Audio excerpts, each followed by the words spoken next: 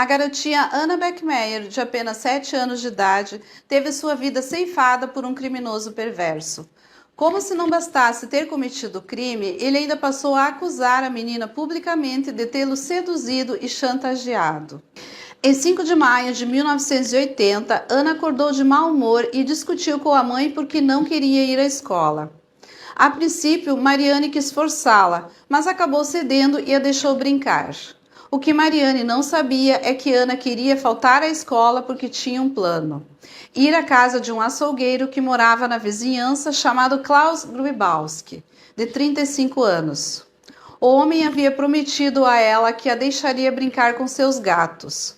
Uma tentação irresistível para uma menina de 7 anos que não tinha animais de estimação em casa.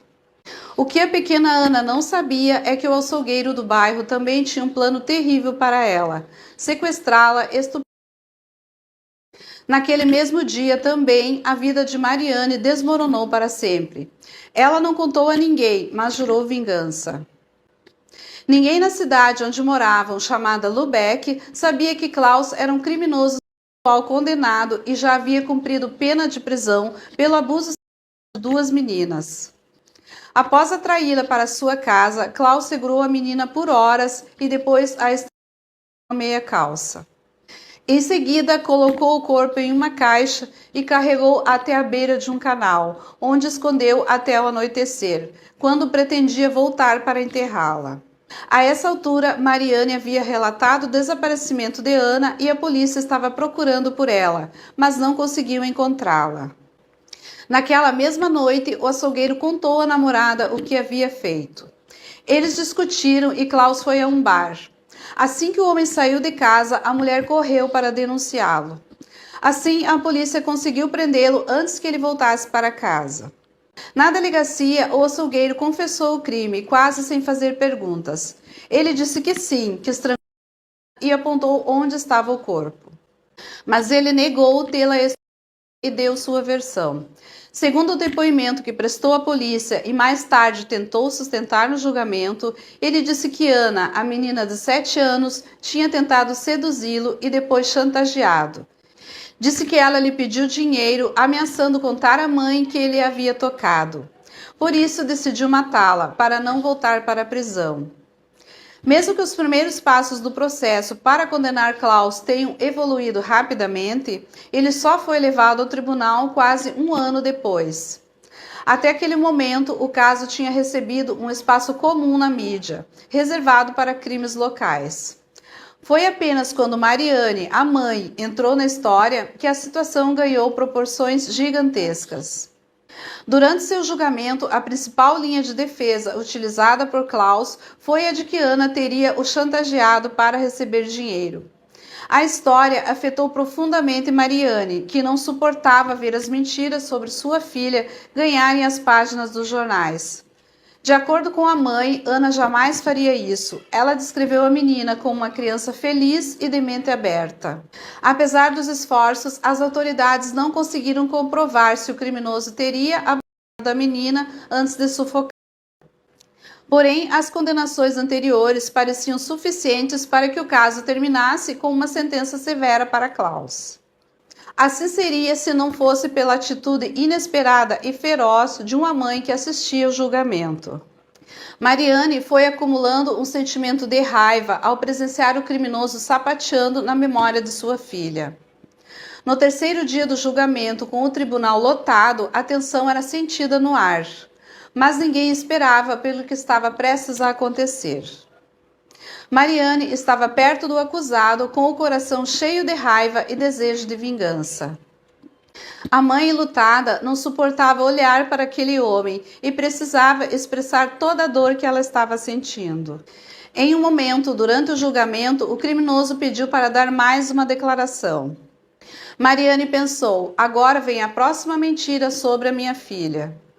Sem tempo de qualquer reação dos presentes, Mariane sacou a arma e disparou 8 tiros na direção de Klaus. Dos 8 tiros, 7 o acertaram em cheio e o acusado morreu ali mesmo antes de ser considerado culpado. Mariane havia comparecido às 2 primeiras audiências do processo, que começou na quarta-feira, 4 de março de 1981, no Tribunal de Lubeck. Ela acompanhou atentamente o desenvolvimento, ouviu os testemunhos e não pronunciou uma palavra sequer. Ela estava programada para testemunhar no julgamento, mas mais tarde. Na sexta-feira, dia 6, ela chegou um pouco mais tarde do que nos dias anteriores e passou pelos controles de segurança sem que ninguém a visse. Era difícil para os guardas incomodarem uma mãe fragilizada de quem todos tinham pena. Ninguém suspeitava que ela pudesse estar carregando uma arma no bolso direito de sua capa de chuva branca. Mariane entrou no tribunal quando Klaus já estava sentado no banco dos réus. Ela disse mais tarde que a única coisa de que ela se arrependeu foi não ter conseguido atirar nele de frente, para que ele pudesse ver o rosto dela. Testemunhas afirmaram ter ouvido Mariane chamar Klaus de porco, após vê-lo caído no chão da corte. Era o fim de um assassino cruel, morto pelas mãos da mulher que ele mais atormentou. O corpo de Klaus foi retirado do tribunal e o julgamento continuou, mudando completamente de rumo. Agora, Mariane era a pessoa que ocupava o banco dos réus, sendo julgada pelo assassinato a queima-roupa do assassino de sua filha. A partir daquele momento, Mariane virou manchete nos jornais, com o apelido de Mãe da Vingança, protagonizando o que ficou conhecido como o caso mais espetacular de justiça vigilante na história do pós-guerra alemão. Em seu depoimento, Mariane contou que já não aguentava mais ouvir as mentiras sobre sua tão amada filha e precisava agir.